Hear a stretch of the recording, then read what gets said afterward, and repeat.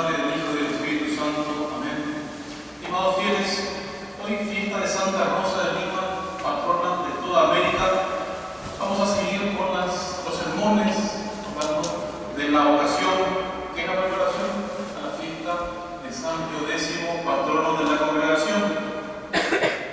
Decía el Papa Pío XII en un rato mensaje al Congreso Eucarístico del año 56, decía lo siguiente: del tronco familiar consolidado por la vida eucarística han de brotar esas ramas, esas flores y esos frutos que serán finalmente las vocaciones sacerdotales.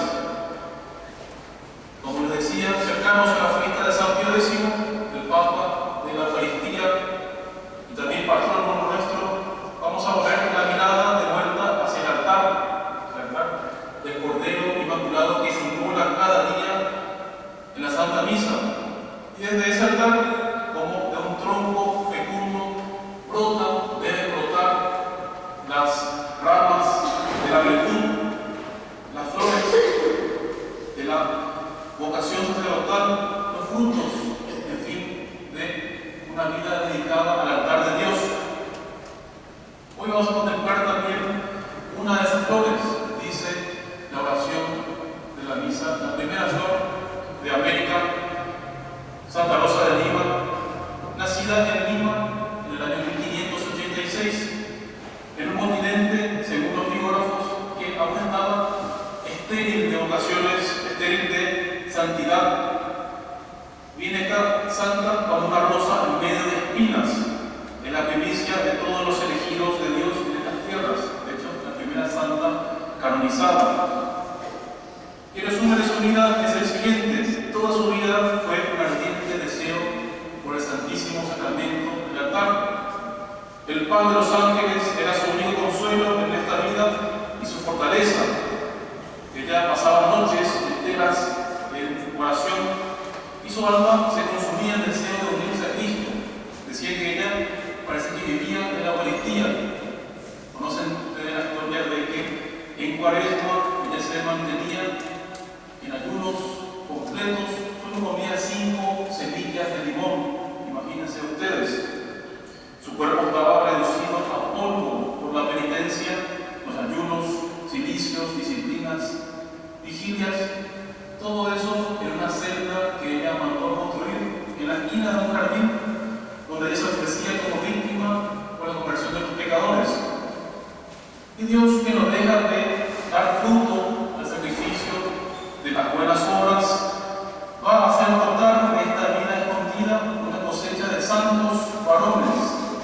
Vamos a hablar más de estos santos varones que de la propia Santa Rosa, que fueron misioneros, que llevaron el Evangelio a los rincones más remotos del continente. Algunos son muy conocidos, otros no tanto. Voy a hacer una pequeña reseña de la vida de santos varones que son de que Rosa, Santa Rosa, ella era la flor, vienen después los frutos también de conversión. El primero a mencionar es Santo Toribio de Mogrovejo, que es arzobispo del Perú. Él, cuando no había santo todavía en estas tierras, vino, confirmó a Santa Rosa cuando era niña, junto con San Martín de Porres y también San Francisco Solano. Él fue el que fundó el primer seminario de América. Recorría, dicen que la diócesis a pie, cuidando de indios y criollos con el mismo celo. Y su ministerio fue la tierra fértil de donde más tarde mostraría la santidad de tantos varones ilustres. Otro ejemplo de esta fertilidad, fecundidad apostólica es el padre Diego Martínez, jesuita, nacido en 1542, fallecido en 1626. Este fue el confesor de Santa Rosa, fue el guía discreto del camino interior de nuestra santa. Jesuita misionero en Paraguay y Tucumán, era conocido por sus dones místicos. Con él, la joven limeña aprendió a unir su penitencia al sacrificio eucarístico. Tenemos pues también la vida de San Francisco Solano, muy conocido, nacido en 1549, Este santo misionero franciscano fue uno de los más ardientes predicadores entre los indios del Perú y Tucumán. Era músico, convertía a los indios con el violín, mientras que recorría las montañas y ríos. Santa Rosa permanecía en su celda, pero ambos se alimentaban de la misma fuente fecunda del sagrario. También San Martín de Porres, nacido en 1579, muerto en 1639, él era llamado por Santa Rosa el bienaventurado Fray Martín. Se dice que se conocieron, no hay registros exactos de eso, pero vivían muy cerca uno del otro. San Martín ayudaba en misa que asistía también Santa Rosa de Lima. Él, conocido por servir a los pobres y enfermos, se consumía en penitencia y adoración. Ambos tenían el mismo amor al Santísimo Sacramento y en la espiritualidad dominica. Otro santo, San Juan Macías, que nació en el año 1585, murió en el 1645. Él llegó a Perú un poco después de la muerte de Santa Rosa, pero bebió de su ejemplo. Dominico como ella, él fue un portero humilde del convento y pasaba su vida rezando el rosario. Imagínense ustedes esa ocupación monótona de estar atendiendo a la puerta de un convento. Se dice que rezaba más de 1000 rosarios por semana. Así hacía fecundo el tiempo que tenía por el deber estado estar en la puerta del convento. También fue un eco de la vida de Santa Rosa: silencio, adoración y oración escondida. Después, otro santo que no está canonizado, el padre Antonio Luis de Montoya. Él nace apenas un año antes que Santa Rosa y su vocación se apoderó tras su muerte. Él fue el gran apóstol del Coirán, las tierras que hoy en día pertenecen a Brasil, Argentina y Paraguay. Él fundó 13 reducciones guaraníes y es autor de gramáticas y catecismos, defensor heroico de los indios católicos ante los banderantes que atacaban las reducciones y se llevaban a los indios para venderlos como esclavos. Él, después de la expulsión de los jesuitas, dejó tanto fruto que los catequistas no tuvieron la fe, incluso después de la expulsión de los padres del continente. El fruto también duradero, nacido del mismo árbol eucarístico que alimentó a Santa Rosa de Lima.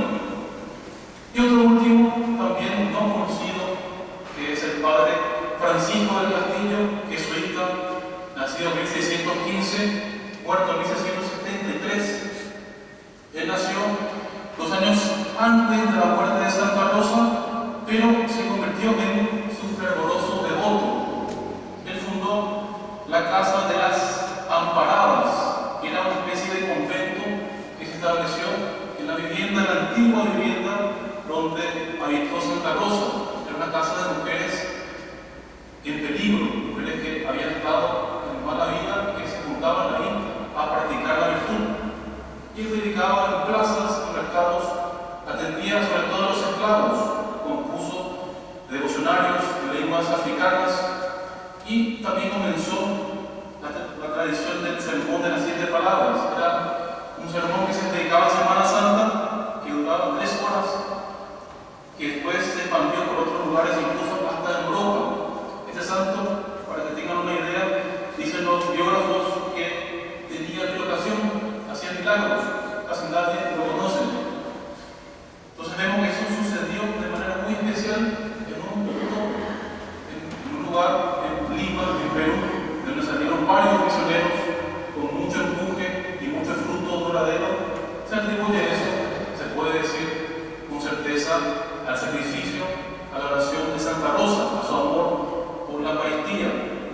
Leo de vuelta lo que decía el Papa Pío XII: del tronco familiar consolidado por la vida eucarística han de brotar las ramas, flores y frutos, que serán finalmente las vocaciones sacerdotales. Santa Rosa no predicó en las plazas, ella no fundó misiones, no escribió tratados, pero su vida eucarística, su inmolación silenciosa, fue como el tronco seco, la rama de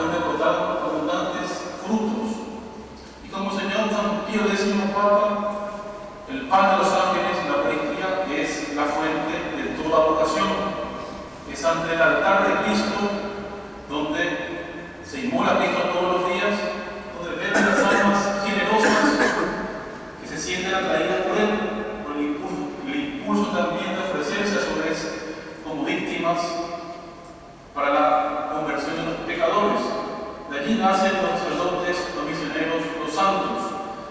Así que pidamos, queridos fieles, en el día de hoy que Santa Rosa, la primera flor de América, bendiga nuestra fraternidad, dándonos muchas y santas vocaciones sacerdotales, que su ejemplo despierte en nuestras almas el deseo de inmolarnos por Cristo, de responder